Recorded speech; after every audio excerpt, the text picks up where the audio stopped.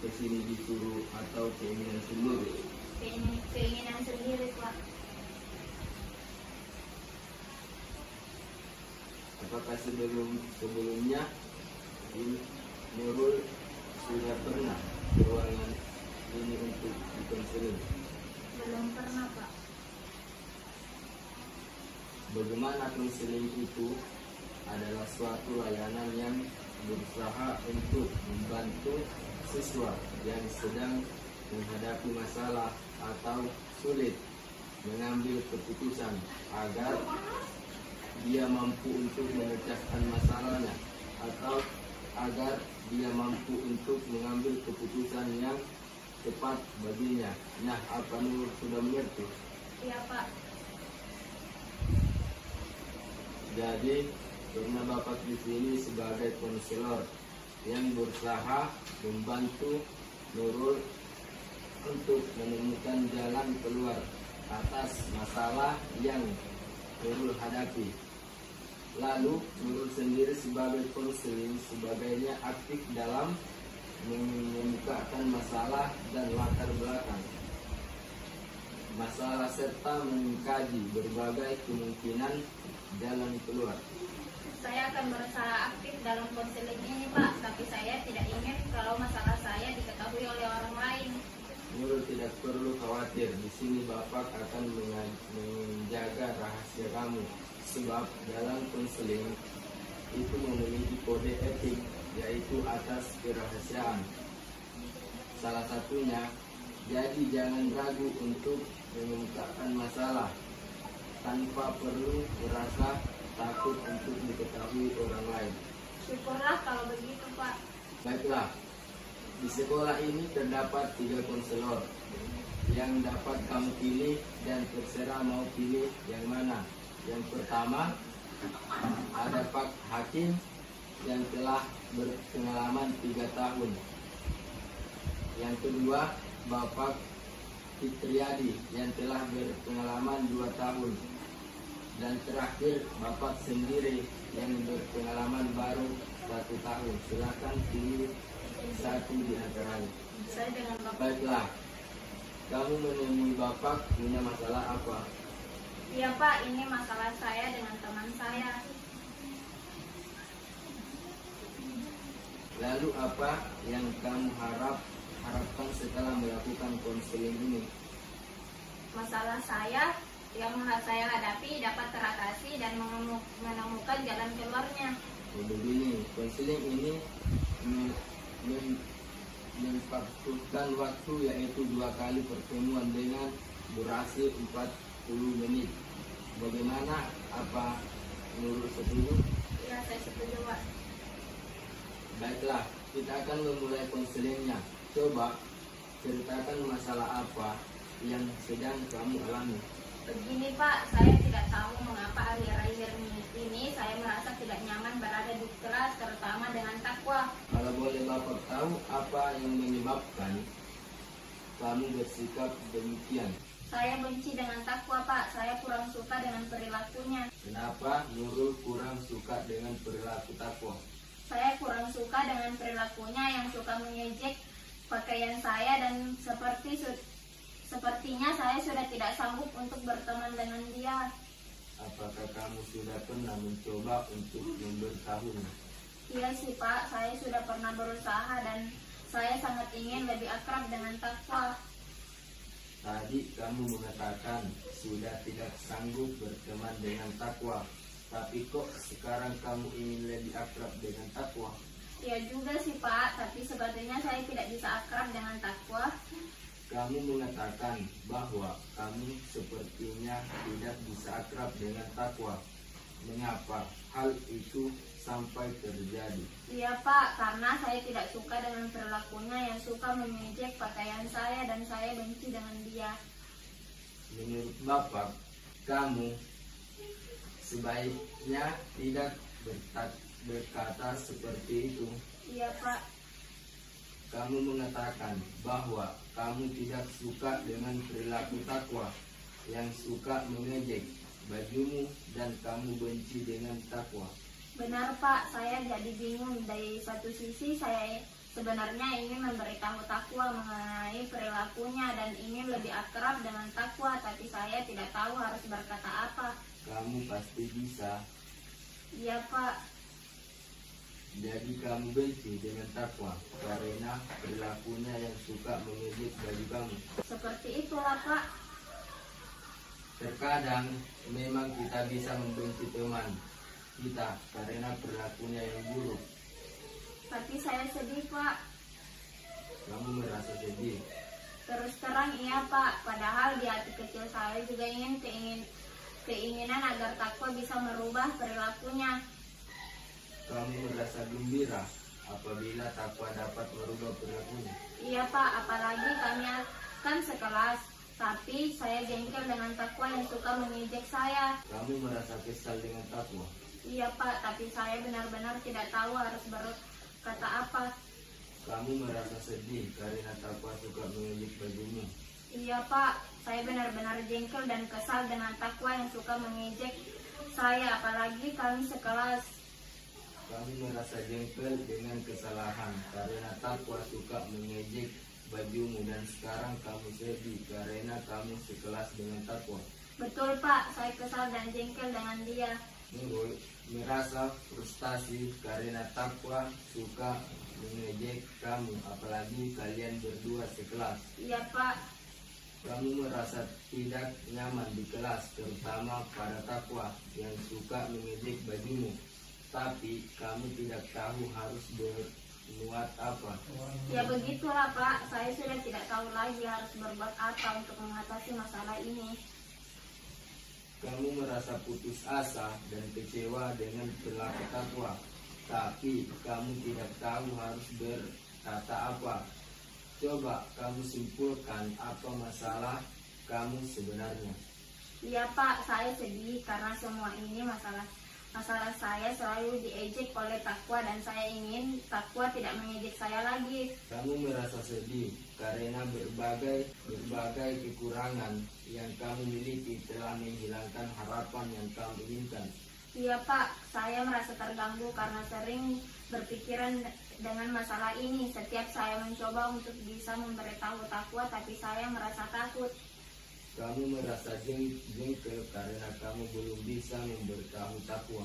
Benar Pak, beberapa waktu yang lalu saya sudah mencoba untuk memberitahu takwa, tapi tetap saja takwa masih suka mengejek saya. Kamu merasa sangat marah karena takwa masih mengejek bagi kamu. Benar Pak, pertama saya tidak nyaman berada di kelas karena takwa suka mengejek saya, dan kedua saya tidak suka diejek oleh takwa dan akibatnya di kelas kami kurang akrab. Kamu merasa kecewa karena kamu di kelas kurang akrab dengan takwa. Iya Pak, saya merasa kecewa. Kamu merasa sedih karena di kelas kurang dengan takwa. Iya Pak, saya merasa sakit hati karena takwa suka mengejek saya. Akhirnya kami di kelas kurang akrab satu sama lain. Merasa putus asa karena kamu tidak tahu harus berbuat apa, sebagaimana ditunjukkan oleh kurang akrabnya kamu dengan takwa. Sebenarnya saya ingin memberitahu takwa, tapi saya tidak bisa melakukan suatu usaha yang maksimal. Tadi kamu mengatakan ingin memberitahu takwa, tapi kok tidak melakukan suatu usaha yang maksimal? Iya Pak, saya belum melakukan suatu usaha yang maksimal. Andaikan saya bisa memberitahu takwa, mungkin dia akan berhenti mengejek saya. Kamu merasa kecewa karena tidak dapat memberitahu takwa dan kamu ingin sekali takwa berhenti mengejekmu. Betul Pak, andaikan saya tahu harus berkata apa mungkin takwa tidak akan mengejek saya lagi. Kamu merasa jengkel karena tidak tahu harus berbuat apa dan benar-benar ingin takwa tidak mengejek kamu lagi. Iya Pak, saya tahu bagaimana cara agar takwa dapat berhenti mengejek saya dan kami bisa menjadi lebih akrab. Tentunya saya harus melakukan suatu usaha dan melaksanakan usaha tersebut. Kamu merasa sedih dan kecewa karena kamu tidak bisa melakukan suatu usaha yang berarti dan benar-benar ingin melakukan usaha sebagaimana ditunjukkan oleh kemampuan kamu untuk mengembangkan rencana usahamu dan melaksanakannya. Ya juga sih Pak, tapi apakah saya bisa untuk memberitahu takwa dan memberitahunya untuk berhenti mengejek saya. Kamu tidak yakin apakah bisa memberitahu takwa dan mempakat takwa berhenti mengejek kamu, walaupun kamu sendiri telah mengetahui kekuatan cara untuk mencapainya. Ya juga sih Pak, saya ingin takwa berhenti mengejek saya, dan gara-gara masalah ini di kelas saya dan takwa menjadi kurang akrab. Kamu merasa sedih karena di kelas kamu dan takwa jadi kurang akrab. Iya Pak. Baiklah, kalau begitu terlebih dahulu kamu hendaknya dapat menetapkan tujuan yang ingin kamu capai. Dalam merumuskan tujuan ini dan harus mempertimbangkan siapa saja yang harus dilibatkan dalam upaya mencapai tujuan yang telah kamu tetapkan. Apa saja yang akan dilakukan, kapan harus dilakukan, dan seberapa baik seharusnya cara itu dilakukan. Nah, siapa saja yang terlibat dalam permasalahan ini? Saya rasa yang terlibat yaitu diri saya dan takwa Pak. Baiklah.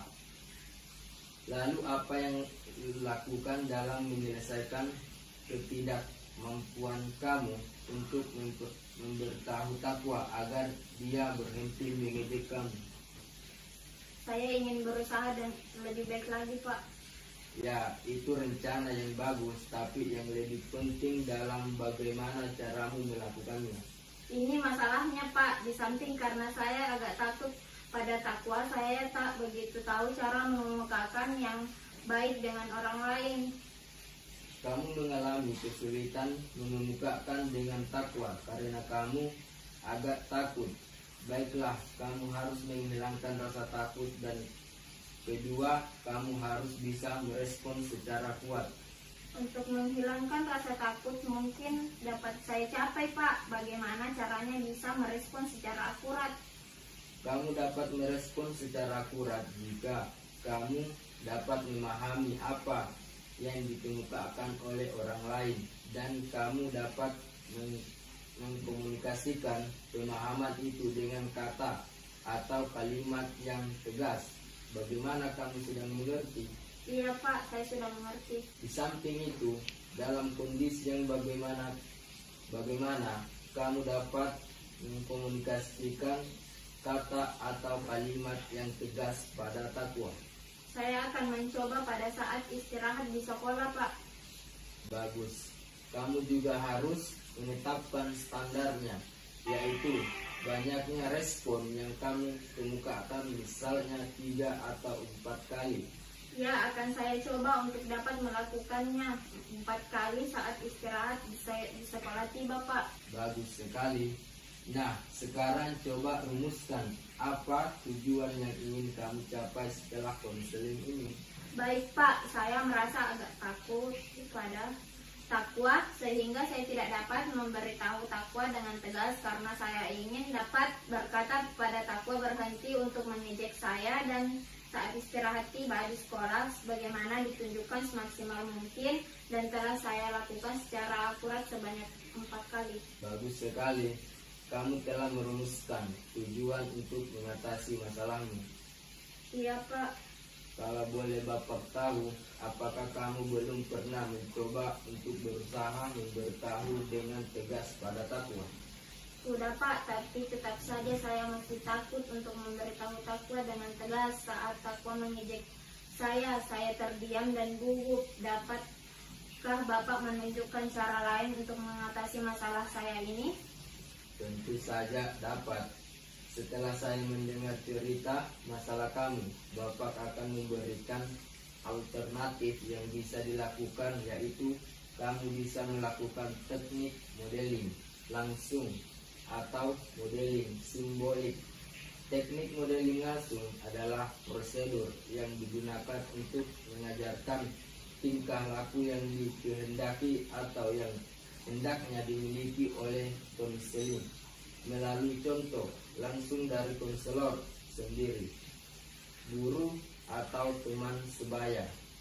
Sedangkan modeling simbolik adalah modelnya disajikan melalui media tertentu seperti video, slide, rekaman, suara. Bagaimana pendapatmu? Jadi, kamu pilih yang mana? Saya pilih yang modeling langsung, Pak. Oke. Selanjutnya yang perlu kita lakukan adalah mengatur langkah-langkah program, yaitu langkah mana yang akan kamu lakukan lebih dahulu, kemudian langkah pengantar dan sub langkah, baik sub langkah dari langkah awal maupun sub langkah dari langkah pengantar itu. Langkah mana yang menurut kamu lebih penting dari semua program itu? Saya pikir yang menjadi langkah awal saya yakni yang mempelajari teknik modeling langsung, Pak. Itu adalah langkah awal yang baik, dan mana langkah pengantar kamu yang menjadi jembatan untuk mencapai tujuan. Langkah pengantara saya adalah saya akan memperagakan dari teknik modeling langsung. Nah, sekarang sub langkah apa saja yang akan kamu lakukan? Yang menjadi sublangkah saya yaitu pertama saya mempelajari teknik modeling langsung dengan baik, dan kedua tidak putus asa dalam berlatih. Selanjutnya, kapan kamu akan memulai kegiatan tahap awal? Waktu dekat ini, Pak, saya tidak ingin menunda lagi. Baik sekali, kamu sudah tidak sabar menunggu. Lalu apa yang kamu lakukan pada hari kedua, ketiga, dan keempat? Pada hari kedua, saya akan melatih pengucapan. Hari ketiga, saya akan memperbanyak latihan. Dan hari keempat, saya akan berusaha mempraktekkannya secara langsung, Pak. Baiklah, karena sudah tidak sabar untuk melakukan latihan, maka kita akan memulainya sekarang. Bapak akan memberitahukan teknik dari modeling langsung. Begini, kita akan bermain peran sebentar. Bapak ingin kamu berperan sebagai takwa, seperti yang dilakukan. Katakan pada Bapak apa yang ia katakan tentang baju kamu. Bapak akan berperan sebagai kamu. Bapak akan hanya terdiam dan gugup seperti yang kamu katakan pada Bapak. Bapak akan mengatakan pada takwa, perasaan sakit saya. Oke, sekarang kamu mulai sebagai takwa. Iya, Pak. Bagaimana tentang pelaksanaan modeling langsung? Saya akan coba berlatih di rumah, Pak. Bagaimana menurut kamu dan bagaimana perasaanmu? Bagus, Pak. Saya senang. Rupanya waktu kita sudah hampir habis. Iya, Pak. Untuk memanfaatkan waktu, Bapak ingin kamu mengungkapkan kembali pokok-pokok hasil pembicaraan kita. Saya harus melakukan teknik modeling langsung yang Bapak peragakan setiap ketemu dengan takwa. Bagus, rupanya kamu sudah paham. Bagaimana perasaan kamu sekarang? Saya merasa lega, Pak. Baiklah, kalau begitu Bapak akan memberi tugas pada kamu untuk melakukan setiap kali kamu ketemu dengan takwa agar dia berhenti mengejek kamu. Iya, Pak. Saya akan berusaha.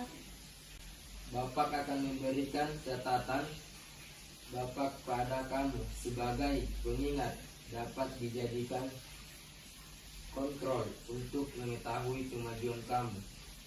Baik, terima kasih, Pak.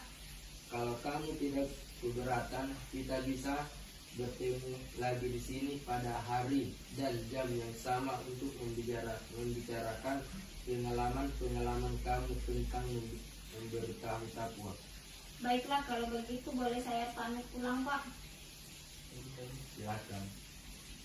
Makasih, Pak. Oke, saudara.